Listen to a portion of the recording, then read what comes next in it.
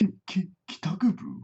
Hey everyone, KitaSean here, so welcome back to another episode of KitaNews where we talk about everything otaku. As you can see, I'm back in America. I'm back home. The weather is so much better here compared to Japan. It was so hot in Japan. It was insane, but it was also a very fun trip to Japan. FGO Fest 9th anniversary. I went to Sendai, Osaka, and of course Comiket. It's my first time back at Comiket after like what 10 years. So yeah, that was very torturous, but at the same time very exciting and fun. And that's what we're going to be talking about today. Comiket. So this guy is who we're going to be talking about today. This guy here is a scumbag and deserves to go to hell. He committed a crime at Comiket 104 Day 2 that is unforgivable. He is just the most disgusting person right now on X, Twitter, like literally within the otaku community. So unfortunately, I don't know his real name. I'm pretty sure it's somewhere online, but he goes by the name Riku according to those on X Twitter. I don't know why he goes by the name Riku, but he does. But Riku here is pretty infamous within the otaku cosplay community. He actually has committed a lot of nasty things in the past, and as you know, he's still doing it. So basically what he did at Comiket 104 Day 2 was violate a cosplayer, and it's not just some normal cosplayer, it's actually a pretty big cosplayer, and that cosplayer is Keekihime. Now, I'll be super honest with you guys, I have no idea who Keekihime is until this incident happened. Like, I found out about this incident on Twitter, like most people do.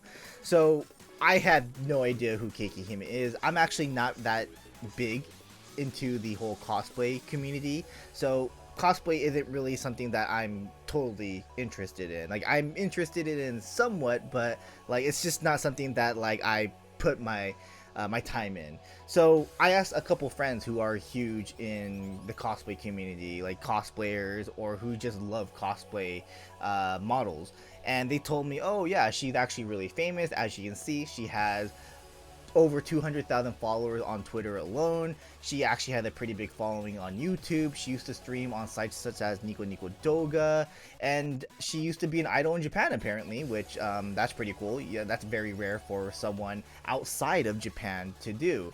Yes, she is not Japanese. She's actually from Australia according to her Twitter profile here. So it's very common nowadays for foreigners from all around the world to go to Japan, to go to sites, events like Comiket to cosplay or to sell dojins. That's been a huge thing these last couple of years. So yeah, she's a pretty big deal within the cosplay community, and she also has a different persona according to my friends. Like, if you know, you know. Like, I didn't know until my friends told me that she has a different persona. So again, if you know, you know. If you don't know, that's something that you need to figure out yourselves. I'm not going to violate that taboo within that community, because it is a taboo in that community. So again, I'm not going to talk about that. So if you want to figure out yourself, figure out yourselves. So yeah, she is pretty big, and again, a lot of her fans from that community are obviously mad towards this dude because of what he did to her. So to exactly explain what he did to her is that we have pictures. So basically, she is dressed up as, or she's cosplaying as Asuka from Evangelion. As you can see, the glossy outfit. This is a pretty famous outfit that Asuka is wearing in, like, you know, one of her like merchandise items and stuff like that for Evangelion. So as you can see on the left here of this picture, Riku here is coming in. So she actually released a voice message right here, like a 55-minute voice message regarding the whole situation and giving a little backstory with Riku here. So going back to this picture here, so Riku, so she was of course taking pictures with photographers, and she did notice him coming in, but she thought it was just some random person trying to like cut line to get to a different location, which is, you know, not uncommon at Comiket. I have seen people actually go over fences just to get to a different location of the venue. But yeah, that's what she thought this person was doing. But little that she knew, it was Riku, and he basically grabbed onto her, as you can see, and he's smiling. This is just disgusting what he's doing, and obviously, Keikihime is not enjoying this. She is like just disgusted, and she screamed. And of course, people were trying to get him off. Comiket staff members come in and stop him. They grab him, and thus kind of like stopped the whole situation of what was going on. So with this situation, they're waiting for the police to come so that they can arrest this guy and she can file a report. But the Comiket staff lost him, according to her voice message. They literally lost him within the crowd of otakus at Comiket, which is insane. I mean, as you can see, he's actually a pretty big dude. He's very tall. For a Japanese person, not only height-wise, but like built-wise as well. I mean, he's not muscular or anything. He's more on the overweight division here, but he's big. He's big, literally big for a Japanese dude. So to lose him in the crowd is insane, because obviously it should be really easy to spot him, but they lost him somehow. So because of that, they can't really do anything. The police can't do anything because the corporate, the dude that did the violation just disappeared. So because of that, they can't file an official report. And not only that, because Keikihime is from Australia, she's not a citizen of Japan, she can't file an official report, which is crazy to me. So the thing that she could do was basically go to the embassy, talk about the situation. If the embassy can't do anything, then she goes back to police, and then they have to do something. But that's if he does something again. So the backstory here is this guy, Riku, has been her stalker for quite some time now. We go back over here. So this is actually the earliest or the latest situation regarding Keikihime and Riku that I can find.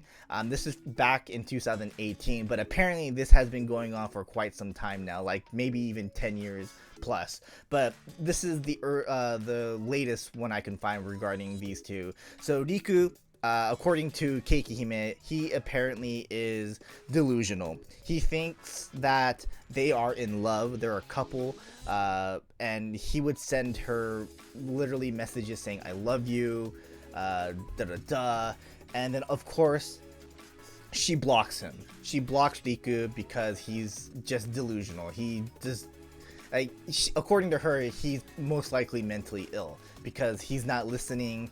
Again, he thinks that they're a couple, but she keeps telling him like, no, dude, like we're not anything.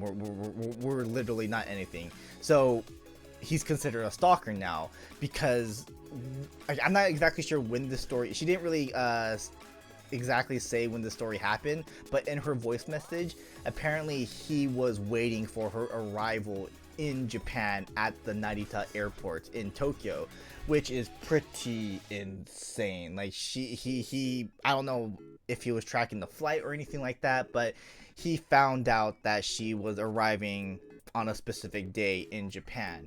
And of course she told the police about that, and I don't know if he got arrested during that time, but that happened, that situation happened. And again, the whole Comiket situation happens where he violated her, and they can't do anything because he ran away, and she is a foreigner who can't send in an official report.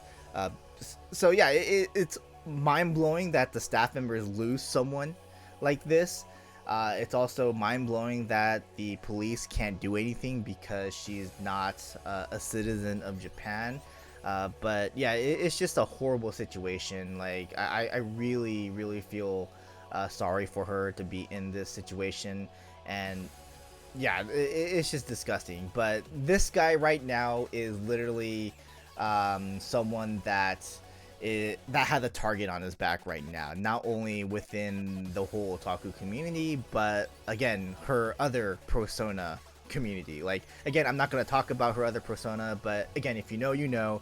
But obviously her fans on the other persona are obviously not liking this dude. So here's his face. This guy is, again, someone that is probably gonna, like, events are gonna be a high alert on for sure. So yeah, it's crazy. So, like, not only that, like, this guy's probably in his, like, maybe early 40s, maybe late 30s. I don't know. That's what it just looks like it. But apparently he's been stalking her since, like, she was, like, what, in her teens, 16, 17, which is the insane part. So yeah, like, I really feel bad for Keekihime, but apparently she's doing okay so far. As you can see, she has pictures. Her friend is very cute.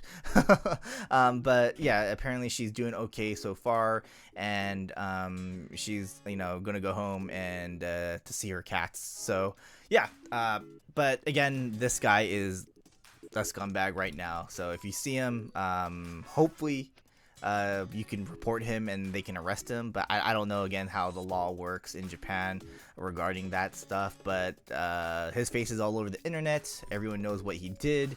And yeah, like, hopefully he gets what he deserves. Like, this guy's just a complete disgusting guy. And he not only that, he just needs help, man. Like again, I don't know if he's actually mentally ill. Again, that's just Keekihime saying that. But, like, for someone to think, you know, they're in love and stuff like that, when, you know, Keekihime is saying they're not, obviously he's delusional. So obviously he probably does have some kind of, like, some illness. But again, like, this guy needs to be put in justice. So yeah, here you go. That's his face, guys.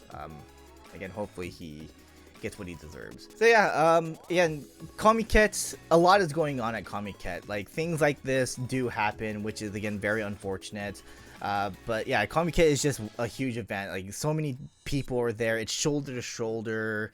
It's just crazy. Like, Comiket, it's insane. Like, I mean, even though they have a lot of staff members, but it's just not enough. They most likely need to up the security because of something like this. So yeah, like, it's insane. But again, here's a dude. He needs to. Justice needs to be served on this guy for sure. But yeah, that's basically it, guys. Thanks for watching. I'll see you guys in the next one. Laters.